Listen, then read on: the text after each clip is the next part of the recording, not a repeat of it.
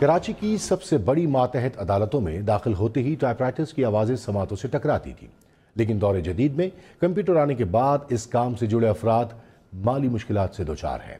Report कर रहे हैं साजिद अवान।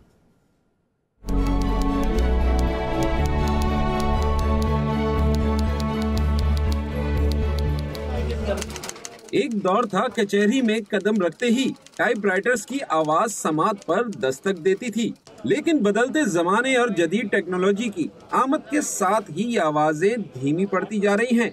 इन हालात में सिटी कोर्ट कराची में बैठे टाइपिस्ट कस्मा पुरसी का शिकार हैं। अनवर हुसैन 35 साल से अदालत के बाहर साइलिन के लिए केस बनाते हैं। कहते हैं कंप्यूटर का दौर आया तो टाइपराइटर से केस बनाने वाले कम हो गए। उन्हें कंप्यूटर सीखने का वक्त नहीं मिला, जिसकी वजह से मुश्किलात का शिकार हैं।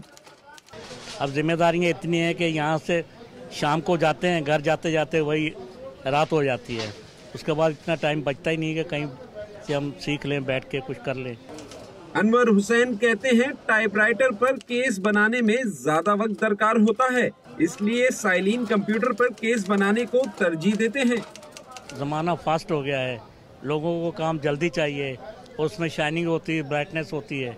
इसमें वो ना शाइनिंग है ना ब्राइटनेस है और टाइम भी ज़्यादा लगता है, इसलिए लोग अपना टाइम स्पेयर करने के लिए वो ज़्यादा तरजीह देते हैं।